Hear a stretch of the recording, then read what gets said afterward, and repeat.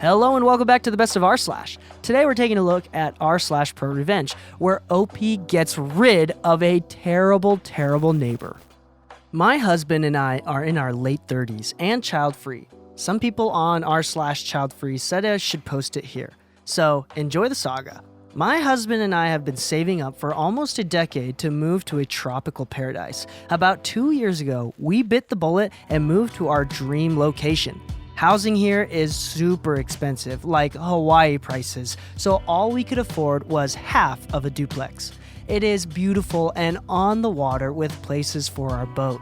Unfortunately, Karen and Billy Bob, the Karen's boyfriend, and their 3 gremlins live in the other unit.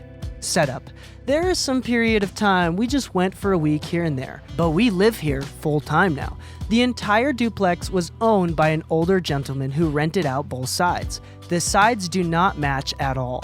One side is a 5-bedroom, 3-bath. The other side of the duplex is a 2-bedroom, 1-bath. We bought the 5-bedroom side. On our side of the property, we have 90% of the backyard, a gazebo, and dockage, about 150 feet since it's in a corner. The other side has a small backyard, patio, and maybe 15 feet of dockage.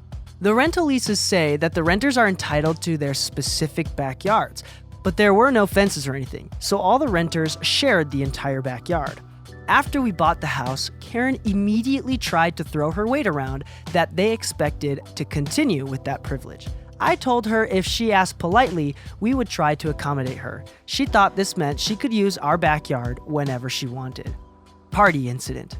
One day, my husband and I are enjoying some drinks outside when a delivery truck shows to set up a giant blow-up thing in our backyard.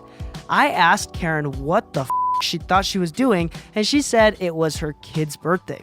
Then, she had the gall to say it was a family and friends only event, so we had to stay inside our house. Not wanting to be a total asshole and ruin some little girl's birthday, I told Karen after that she had no access to our backyard, period.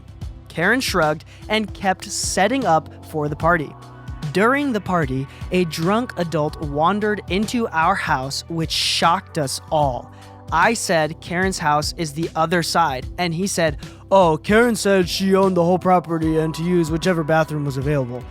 I directed him to Karen's bathroom, and soon after she came storming into our house, screaming about how dare we make her look bad to her friends, and how selfish we are we couldn't even spare one bathroom. She said we didn't deserve all this space with just us. I told Karen to get the hell out of my house or I would be calling the cops. She finally left, and the party wrapped up shortly after. The backyard remodel. After the party incident, we decided we needed to clearly define the backyard and build a fence. While we were spending the money, we decided to update the patio, put in a fire pit, and an outdoor kitchen. While the contractor was on site, nosy Karen had to come investigate. Since the fence would be the last thing built, I was vague and just stuck to telling her about the patio update. You could see her face light up because, of course, in her mind, what's ours is hers. When the workers started on the fence, Karen came out screaming for the work to stop. I went outside and told the workers to keep working and told Karen to butt out. Of course, in true Karen fashion, she called the cops. What happened next was hilarious on my part after explaining to the cop that we were building a fence on our property and the landlord, of which Kevin was not, knew about it. When the cop gave Karen a stern lecture, I thought her head was going to explode. She went back into her house and slammed the sliding door so hard it sounded like something cracked. We got our fence and I thought that would be the end, but of course not. The boat incident. One day, Billy Bob entered the picture, and he was as much a terrible neighbor as Karen. He would throw cigarette butts and empty beer cans over our fence for disrespecting his woman. I didn't know Paradise had trailer trash, but Billy Bob is the epitome of this stereotype. Billy Bob has a boat. A 30-foot fishing boat, to be precise. Of course, that side of the complex only has 15 feet of dockage. Since we have so much dockage and only one boat, we rent out the other dockage spots month to month. People come and go, so if we don't receive rent from them by the end of the month and the boat disappears, we think nothing of it. We had a renter who tied up their boat on the property line, but Billy Bob wanted to park his boat and needed that space. Karen and Billy Bob posed as us, because we were out of town, and told the renters to be gone at the end of the month, and then parked Billy Bob's boat on the dockage. I only found out about it weeks later because the renter left a nasty review on the rental site we use.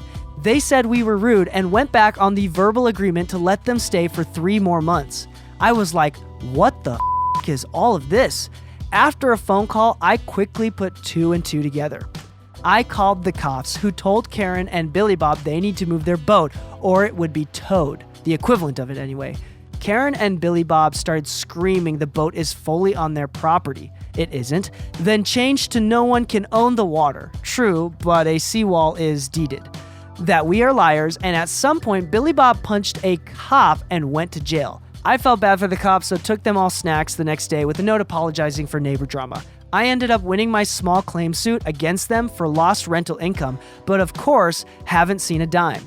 I eventually convinced the dockage renters to come back and gave them a few months free as compensation. Final revenge. If you've made it this far, congratulations. Get ready for a juicy justice boner. So with this collapsing market, we were trying to figure out what to do with our savings when a perfect opportunity opened up. The landlord who owned both properties was in desperate need of some cash and was tired of managing the property from 2,000 miles away because, of course, Karen is a Karen and called him weekly for every little thing. His only stipulation was we let the poor single mom, who has been his renter for 8 years, finish her lease, which is up in July. Since we just have money we were trying to reinvest, and because we now get to control our neighbors, heck yeah, we jumped on that. Since we didn't need a realtor or mortgage, and an inspection had been done just a year ago for the old landlord to refinance, everything closed in just under 2 weeks. Karen was aware of a change of ownership. We registered the property under an LLC, but didn't know who until 8 days ago. I went over to Karen's house and knocked on the door. Karen answered with a "What the f*** do you want?" I smiled, handed her our landlord information, and sweetly reminded her that rent was due by Friday. But she could just hand me the check if that was easier. I've always heard descriptions of people's faces turning white, but this was the first time I have actually seen it. I told Karen that we are honoring her lease until the end of July, but afterwards, she had better make plans to move because we are gonna remodel it before these next tenants move in. Bye, bitch. You've been listening to the Best of rSlash. If you like what we're doing and want us to do more, please hit that thumbs up button.